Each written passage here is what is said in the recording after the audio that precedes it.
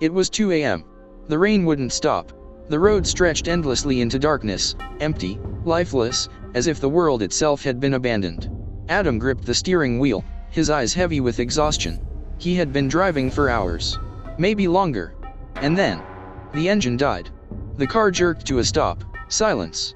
No, no, no, no. He tried again. Nothing. Only the sound of rain hitting the windshield. Adam stepped out of the car. Cold air wrapped around him instantly. There was nothing around him. No lights, no houses, nothing, except a shadow in the distance. A house. Old, broken, waiting. He hesitated, then whispered, "Guess I don't have a choice." As he approached, the house felt wrong. The windows were shattered. The walls were covered in moss. And the front door was already open, slowly moving back and forth. "Hello," Adam called out. No answer. Just the storm. And something else. Drip, drip, drip. He stepped inside. Dust covered everything. Thick, untouched. Like no one had been there in years. But then, he saw them. Footprints. Fresh. Leading deeper into the house. Adam froze. "I'm not alone." Each step he took echoed loudly. The wooden floor groaned beneath him. The walls were lined with old portraits, but every face was scratched out, destroyed, as if someone didn't want them to be remembered. Suddenly, thud, thud, thud, from upstairs. Adam looked up. Someone was walking above him. Hello. Silence. Then, nothing. The footsteps stopped. He stared at the staircase. Darkness swallowed the top. He shouldn't go up there. Every instinct screamed at him, leave. But something else was pulling him. Step by step, he climbed. At the top, a long hallway. Doors on both sides, all closed. Except one. At the very end. Slightly open. A faint light glowing inside. Adam walked toward it. Slowly. Carefully. And then, the door slammed shut. He jumped back. What the hell? He rushed forward, grabbing the handle. Locked. Then, a whisper. Right behind him. "You're late." Adam turned instantly. No one. Who's there? Silence. Then, a door creaked open behind him. He turned again. Darkness filled the room, but something was moving inside. He stepped closer, heart pounding, and looked in. The room was empty, except a mirror. He stared at his reflection, wet, shaking, terrified. But then, his breathing stopped, because in the mirror, behind him, someone else was standing. A tall, black figure. No face. No eyes. Just darkness. Adam spun around. Nothing.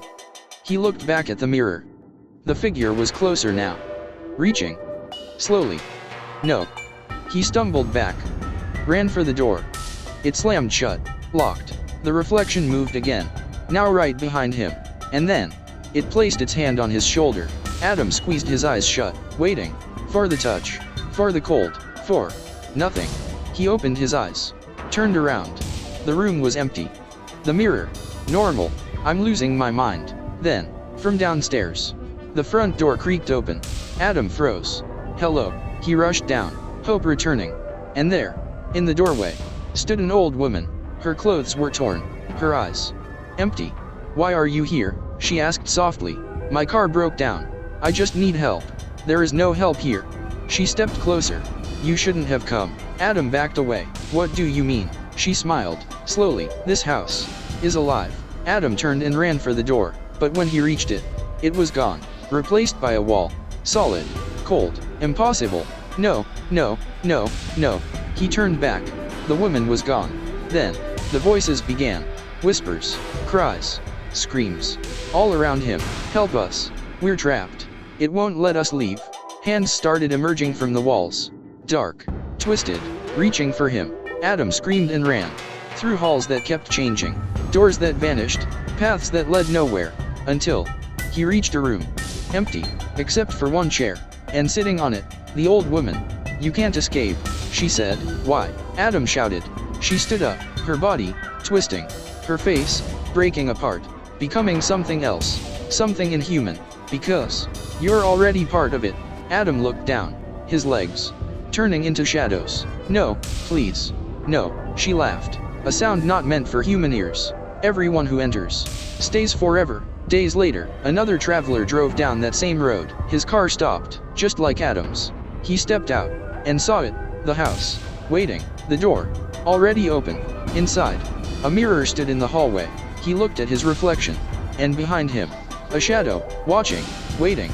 That shadow was Adam. You're next.